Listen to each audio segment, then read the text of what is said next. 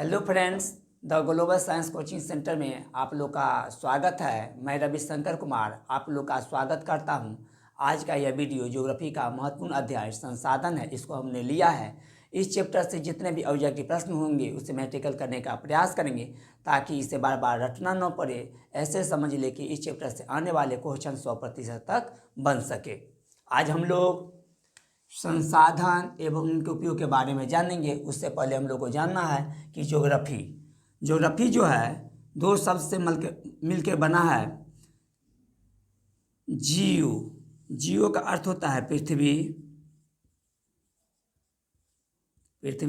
और ग्राफी का अर्थ होता है अध्ययन।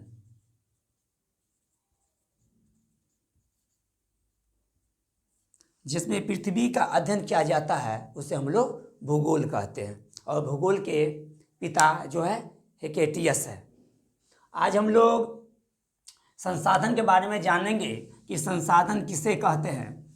हम लोग अपने जीवन में अनेक वस्तुओं का उपयोग करते हैं। उपयोग में आने वाली ये सभी वस्तुएं संसाधन कहलाते हैं। संसाधन का अर्थ व्यापक होता है। प्रसिद्ध भूगोलविद जिमरमैन के अनुसार संसाधन होते नहीं, संसाधन बनते हैं। हम लोग संसाधन के बारे में अवगत होंगे तो संसाधन वैसे मुख्यतः दो प्रकार के होता है। एक का नाम होता है प्राकृतिक संसाधन और दूसरा का नाम होता है मानवीय संसाधन।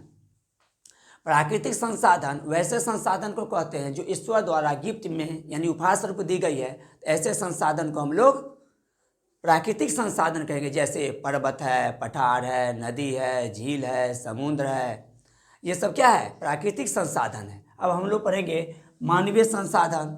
मानवीय संसाधन वैसे संसाधन को कहते हैं जो मानव ने अपनी बुद्धि और विवेक के अनुसार बनाया है। इसे हम लोग कहेंगे मानवीय संसाधन। जैसे पंखा है, बेंच है, डेस्क है, मकान है, घर है, हवाई अड्डा है, ये सब क्या है? मानवीय संसाधन। इसको मानव ने अपनी बुद्धि और विवेक के अनुसार इसका निर्माण किया है। अब हम लोग संसाधन के विभिन्न प्रकार के बारे में जानेंगे।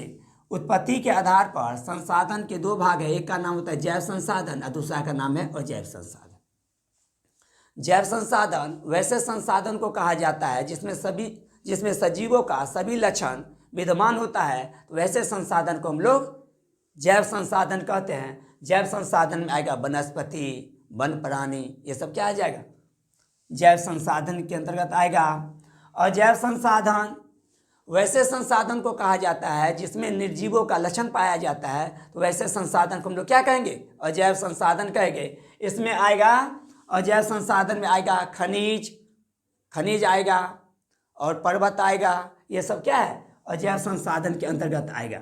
हम लोग उपयोगिता के आधार पर संसाधन के दो वर्ग में बांटे हैं। एक का नाम है नवीकरणीय संसाधन और दूसरा का नाम है अनवीकरणीय संसाधन। नवीकरणीय संसाधन वैसे संसाधन को कहते हैं जिसे भौतिक या रासायनिक या यांत्रिक विधि द्वारा पुनः इससे प्राप्त की जा सकती है। इसे हम लोग नवीकरणीय संसाधन कहेंगे। नवीकरणीय संसाधन किसे कहते हैं? जिसका हम एक बार उपयोग कर लेंगे तो इससे पुनः प्राप्ति होगी। तो वैसे संसाधन को हम लोग क्या कहेंगे? नवीकरणीय संसाधन कहते हैं। जैसे सौर ऊर्जा, पवन ऊर्जा, जल, विद्युत, वन एवं वन प्राणी, ये सब क्या है? नवीकरणीय संसाधन है। अब हम लोग पढ़ेंगे अनवीकरणीय संसाधन। अनवीकरणीय संसाधन वैसे संसाधन को कहते हैं जिसे भौतिक या रासायनिक या यांत्रिक विधि द्वारा इसे पुनः प्राप्त नहीं की जा सकती है। तो वैसे संसाधन को हम लोग क्या कहेंगे? अनवीकरणीय संसाधन। और नवीकरणीय में आ जाएगा जीवाश्म ईंधन, पेट्रोल, डीजल, ये क्या है? जिसका हम एक बार उपयोग कर लेंगे तो पुनः इसकी प्राप्ति नहीं होगा। तो ऐसे संसाधन को हम लोग कहेंगे अनवीकरणीय संसाधन।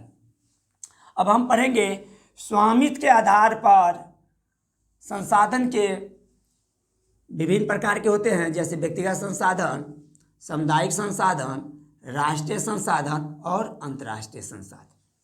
व्यक्तिगत संसाधन वैसे संसाधन को कहते हैं जो किसी खास व्यक्ति के अधिकार क्षेत्र में होता है। तो ऐसे संसाधन को हम लोग क्या कहेंगे? व्यक्तिगत संसाधन कहेंगे। जैसे बाग है, बगीचा है, मकान है, घर है, ये सब क्या है? व्यक्तिगत संसाधन है। लेकिन इसके बदले में राज्य सरकार को कर अदा करनी पड़ती है। तो ऐसे संसाधन को हम लोग क्या कहेंगे? निजी संसाधन यानी व्यक्तिगत संसाधन कहेंगे। अब क्या है सामुदायिक संसाधन। सामुदायिक संसाधन ऐसे संसाधन को कहते हैं जो किसी खास समुदाय के अधीन होता है। ऐसे संसाधन को हम लोग सामुदायिक संसाधन कहते हैं, जैसे मंदिर, मस्जिद, गुरुद्वारा, ये सब क्या है सामुदायिक संसाधन है। विद्यालय, सड़क, हवाई अड्डा, पार्क, ये सब क्या है सामुदायिक संसाधन। इस पर सब इसका पर अधिकार होता है, सब वहाँ जा सकता है। अब हम जानेंगे राष्ट्रीय संसाधन। राष्ट्रीय संसाधन वैसे संसाधन को कहते हैं जो कानूनी तौर पर देश या राष्ट्र के अंतर्गत आता है। वैसे संसाधन को हम लोग राष्ट्रीय संसाधन कहते हैं, यानी राजनीतिक सीमा के अंतर्गत जैसे आएगा भूमि, खनिज पदार्थ, जल संसाधन, वन एवं वन प्राणी जो आएगा उसको हम लोग क्या कहेंगे राष्ट्रीय संसाधन कहेंगे। यानी 200 किलोमीटर महासागरीय क्षेत्र तक के सभी संसाधन को हम लोग राष्ट्रीय संसाधन कहते हैं। अब हम लोग पढ़ेंगे अंतर्राष्ट्रीय संसाधन। अंतर्राष्ट्रीय संसाधन वैसे संसाधन को कहते हैं जो किसी देश की तट रेखा से 200 किलोमीटर तक का जो क्षेत्र से बाहर का जो क्षेत्र होता है उसे हम लोग अंतर्राष्ट्रीय संसाधन कहते हैं। यानी किसी देश की तट रेखा से 200 किलोमीटर के बाद का महासागरीय जो क्षेत्र होता है उसको हम लोग अंतर्राष्ट्रीय संसाधन कहते हैं। अंतर्राष्ट्रीय इसको हम संसाधन कहते हैं जो इस पर अन्वेषण यदि अंतर्राष्ट्रीय संस्था की यदि सहमति हो तो उस पर हम लोग अन्वेषण कर सकते हैं। हमारा देश उस पर क्या कर सकता है रिसर्च यानी खोज कर सकता है। यदि जब अंतर्राष्ट्रीय संस्था का यदि सहमति नहीं होगा तो हम वैसे संसाधन पर हम लोग क्या करेंगे हम कुछ नहीं कर सकते। इसलिए कि इसे क्या कहेंगे अंतर्राष्ट्रीय संसाधन कहेंगे। अब हम पढ़ेंगे विकास की स्थिति के आधार पर। एक होता है संभाव्य, एक होता है विकसित, एक होता है भंडारण, एक होता है संचित। संभाव्य संसाधन ऐसे संसाधन को कहते हैं जो किसी क्षेत्र विशेष में मौजूद होते हैं जिसे उपयोग में लाए जाने की संभावना रहती है, जिसका उपयोग अभी तक नहीं किया गया है। जैसे हिमालय क्षेत्र का खनिज जो अत्यधिक गहराई एवं दुर्गम क्षेत्र होने के कारण उच्च तकनीक के अभाव में इस संसाधन का हम लोग उपयोग नहीं किए हैं, तो ऐसे संसाधन को हम लोग क्या कहेंगे संभाव्य संसाधन। अब हम लोग विकसित संसाधन के बारे में जानेंगे। विकसित संसाधन किसे कहते हैं? ऐसा संसाधन जिसका सर्वेक्षणोपरांत हेतु मात्रा एवं गुणवत्ता के बारे में निर्धारण हो चुका हो, तो ऐसे संसाधन को हम लोग क्या कहेंगे विकसित संसाधन। इसको क्या कहेंगे हम लोग क्या कहेंगे इसको विकसित संसाधन। अब भंडारण के बारे में जानेंगे। भंडारण किसे कहते हैं? ऐसा साधन जो पर्यावरण में उपलब्ध होते हैं, जो मानवीय आवश्यकता की पूर्ति में सक्षम होते हैं, जो भविष्य के लिए सुरक्षित होते हैं, उसमें उत्पादन की असीम संभावना रहती हो, इसे हम लोग भंडारण कहते हैं। जैसे जल, हाइड्रोजन, ऑक्सीजन, ये क्या है ये भंडारण के अंतर्गत है। भंडारण इसे भविष्य के लिए सुरक्षित रखा गया है। अब हम लोग जानेंगे संचित संसाधन। संचित संसाधन किसे कहते हैं? ऐसा संसाधन जिससे उपलब्ध तकनीक के आधार पर प्रयोग में लाया जा सकता है, तत्कालीन प्रयोग में नहीं लाया गया हो तो यह भविष्य के आधार पर प्रयोग में लाया जा सकता है। इसे हम लोग संचित को संसाधन कहते हैं। इसमें आ जाएगा वन एवं बांधों के रूप में। मान लीजिए बांध है, जल है, जब तक हम इसका यदि तकनीकी रूप जब तक विकास नहीं होगा तो हम लोग ये संसाधन का हम लोग संचित का उपयोग नहीं कर पाएंगे। जब तकनीक विकास होगा तो मान लीजिए हम लोग जल से क्या करेंगे पर बिजली तैयार कर सकते हैं। बड़ा बड़ा डैम बना कर हम लोग बांध का निर्माण करेंगे और क्या कर सकते हैं हम लोग उससे ऊर्जा प्राप्त कर सकते हैं, यानी जल बिजली भी प्राप्त कर सकते हैं।